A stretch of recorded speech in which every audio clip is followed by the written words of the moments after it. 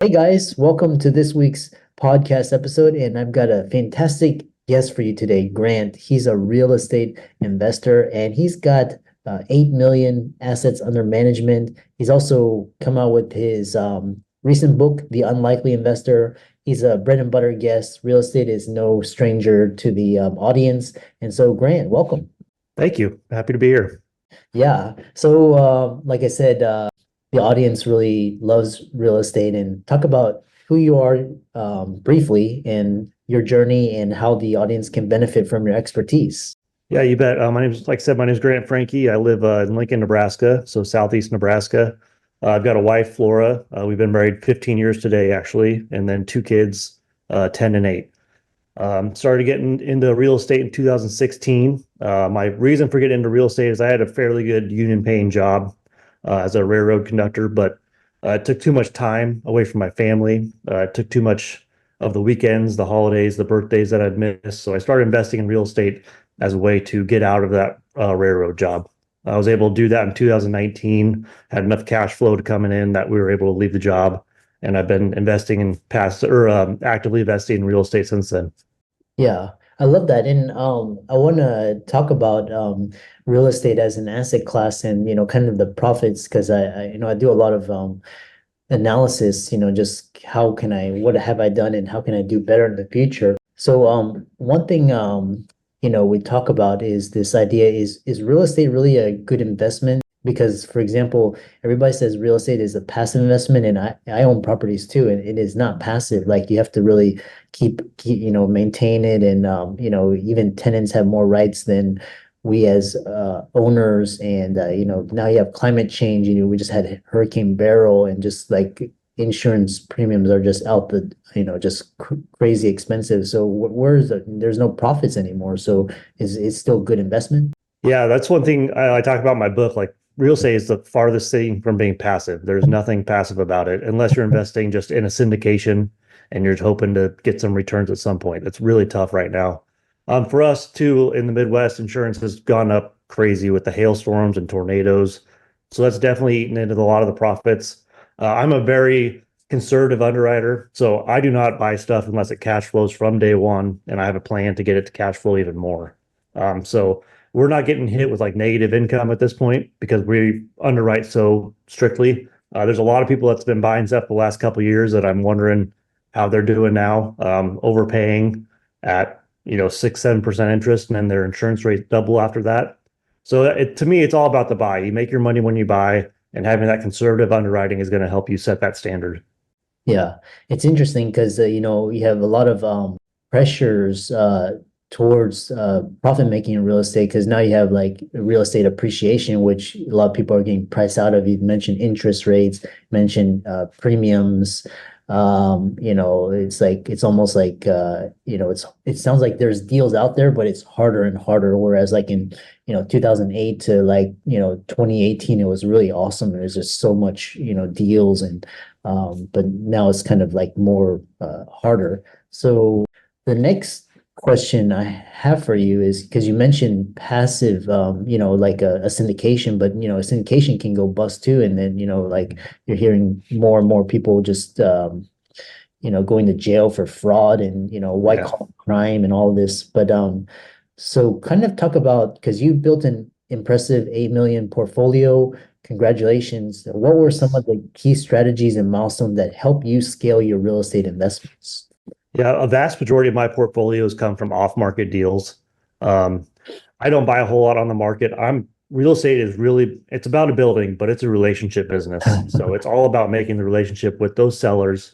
And we do selective mailing, we do that sort of stuff, but we're all about building relationships with sellers. So hey, when you're ready to sell, like we're going to make it an easy process. We're not going to take advantage of you.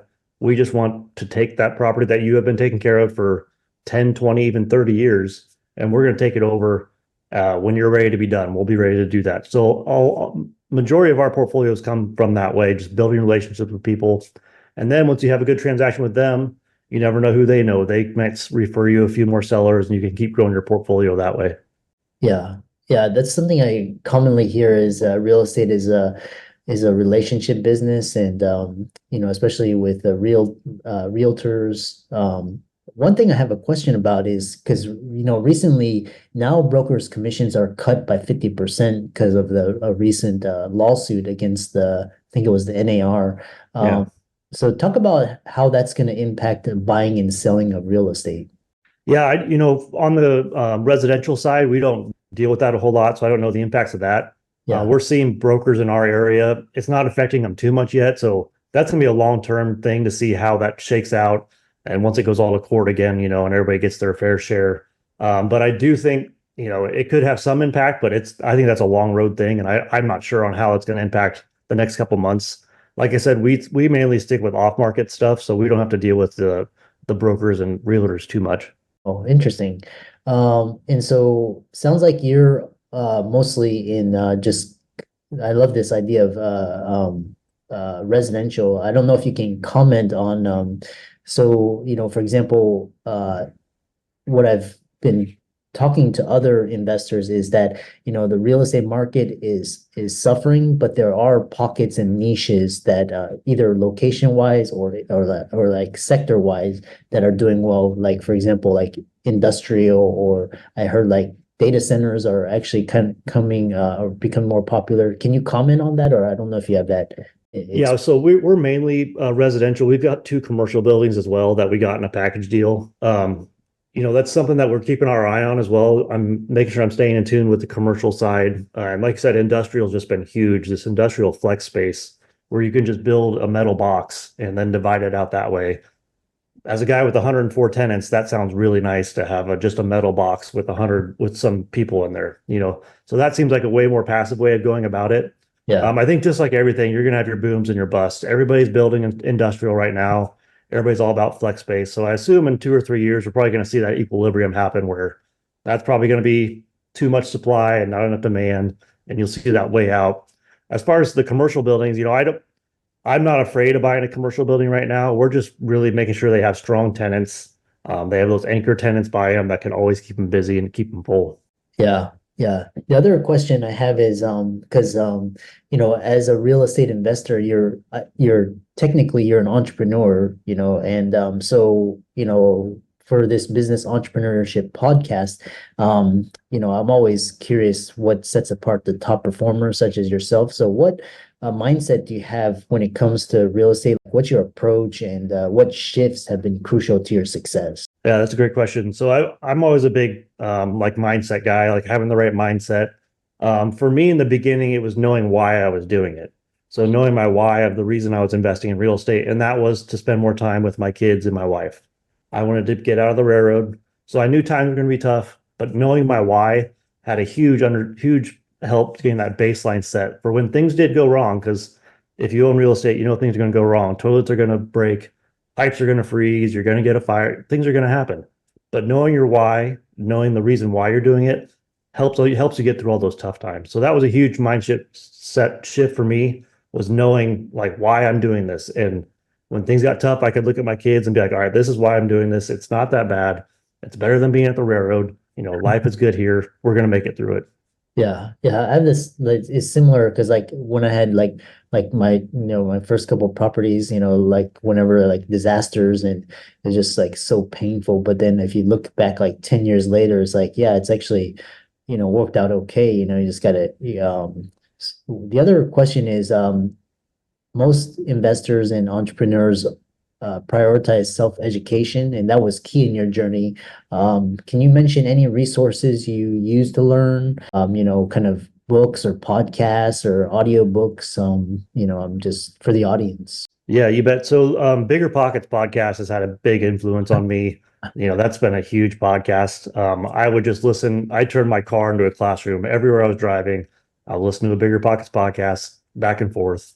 A big book for mindset for me was Rich Dad Poor Dad, which I'm sure a majority of people have heard of. That one, like, I've never read a book and felt like it was written for me. I'm like, this is like speaking right to me. So that one was a huge one for me. McElroy, I like him. I think he does a good job.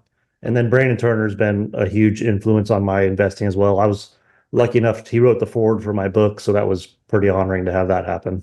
Wow, that's awesome. When I read Rich Dad Poor Dad in 2002, it was like all those years of schooling and education just went out the door because like that one book, which was like $10 at the time, and it was like explained everything that Yeah. was going on, just like and I'm not a conspiracy theorist, but I was like, yeah, this but and so you've achieved significant financial success. What are your current goals and plans? I mean, you obviously could probably retire and hang out at the beach with your family. Especially with this real estate market. What are your plans for the future? Yeah, it's all about controlled growth right now. We're not gonna go out and stick our necks out to get a Class D property that cash flows $300 a month. We're very controlled growth. We're sitting on a lot of cash, not a lot, but we're sitting on cash just waiting for good deals to come. I never overpay. I know I've missed out on a ton of deals in the last 8 years by not buying it because it didn't pencil out at day one. But I Uh, also know I slept a lot better because I knew every single one of my deals, when I closed on them, they cash flowed immediately. So those are the deals that we look at. We're just kind of sitting, waiting for good deals to come back. Things are starting to pencil out. We've got a few offers out right now, which is exciting. It's been a while since we've been able to say that. So we're just kind of controlled growth and waiting for some deals to come. Yeah. The other question, kind of two follow-up questions, is this era of interest rates, and it seems like other countries and nations are starting to drop the interest rates, the interest rate cycle. It's kind of peaked. And then United States, I don't know for what reason, continues to keep the rates elevated. I think it's actually for some sort of economic warfare against the other countries. But so it sounds like you're not interest rate sensitive because you're basically buying things that are just fundamentally sound. Mhm. What are your thoughts on just kind of people that are first starting out in this really lackluster environment? Yeah, I wouldn't. My suggestion would be don't buy hoping for it cash flowing when the interest rates go down because we don't know what's going to happen. Like it could be higher for way longer. They could drop them soon. Our strict underwriting, we just want it if it cash flows today at 8% interest, fantastic. So if Uh, it's 8% interest, well, the whole time we hold it, we're great.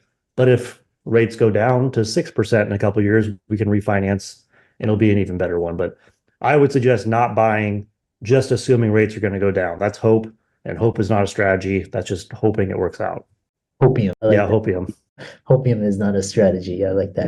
Yeah. The other question I have is how does climate change factor into your risk analysis? Because now you have to really consider, the effect of floods or hurricanes, tornadoes, fires. How does that factor in when you're deciding to purchase a property? Yeah, so where we invest in the middle of the country, we obviously don't have to worry about the hurricanes. Floods aren't as bad unless you live by a river. But we have seen that with hail, tornadoes, all that stuff has been a lot more worse. The winds have been worse. So it just reflects in our insurance premiums. We're staying on top of our insurance. So if something does happen, we are covered. Uh-huh. But luckily, we don't live in an area that we have to worry about the bad hurricanes coming in or anything. We get the remnants of it with a little bit of rain, but the big hurricanes aren't a big deal for us. But the wind and the hail has been a massive thing the last couple of years. Yeah. Yeah, I know a lot of real estate investors, they're starting to divest into more other types of investments as opposed to, like I said, real estate is a great traditional asset class. Hmm. But now because of all of these problems, they're starting to look into other investments. I don't know if you're looking into that or if you're just focused purely on real estate, or if you can share, I don't know if you're I'm just curious for the audience. Yeah, no, we're mainly real estate people. I'm very laser focused. If I get shiny object syndrome, it gets pretty ugly. So I just try to stay in my lane. This is Yeah. what I'm doing, and this is our bread and butter. We stick with it. Yeah. Yeah, I love that. I love that. Stay in your lane. And I know we have kind of like 5 more minutes. For just, a lot of doctors there, they're like they've always had this real estate bug, but they've never taken the plunge. And I don't think now is a good time, but start, with the resources that you recommended. they could start educating themselves. What advice would you give to someone who's just starting out, and what are important things they should be focusing on, should be looking for, so that they don't get burned, like, for example, in 2008 or other times? Yeah, that's a great question. So my first one will go back to like knowing your why. Why are you doing it? Are you doing it just because you've seen people on Instagram do it, or you want to be a real estate investor? Like that's fine, but when things go wrong, it's going to be quite frustrating for you. Yeah, So know your why, know why you're doing it. Second is start with the end in mind. So if you're going to start buying properties, don't just do it on a whim and be like, oh, I like this, I like this. Start with the end. Like, what do you want this to look like in 10 years? Start building that foundation out, start doing that correctly. And then if you're going to manage, because I manage all properties myself. So if you're yeah, going to do that, also start with the end in mind. Start with your automation, start with your processes, get that all set up now so you don't get frustrated and burn out down the road. yeah. I really admire you when you say you self-manage, because I self-managed my early properties, and it just got to be just so to be so painful. And and now, even now, it's gotten worse, but now I have property managers, which take a huge load off of it. Yeah. And yeah, I know you just wrote a book, and so talk about that, and how it can benefit the audience, how they can find it. It's coming out, releasing soon. Yeah, it's titled The Unlikely Investor. It's out now on Amazon. The ebook just launched, so it's like 99 cents for a little while, which is really cheap for there's a lot of information in there. But it's kind of my story with like how I went from my well-paying union job into full-time real estate investing. I go through mindset, goal setting. I'm really big in that stuff. And then the back half is just nuts and bolts of real estate investing, how to set up your processes, how to set up your systems to make it the least stressful as you possibly can. One of my quotes I love is like, if your system or if you're unhappy, your system's broken. Something's wrong in there, and then go in there and fix that. So I'm a really big systems and processes guy. So I've got a lot of that in the book as well. Yeah, I love that. I really enjoyed my conversation with you, and I love connecting with entrepreneurs and investors and sharing it with the audience. And how can they find you on socials, follow you, reach out to you, and so on? Yeah, I'm on Instagram at grant.francke, Francke. That's really where I'm most active at. I'm also on Facebook. You can look me up on Facebook as well. Yeah. And for all the audience, let's thank Grant for coming on and sharing his amazing journey, story, and success. And be sure to give his socials a like and follow. Check out his book on Amazon. Leave a 5-star review. And thanks so much for coming on. Yeah, thanks. I appreciate it.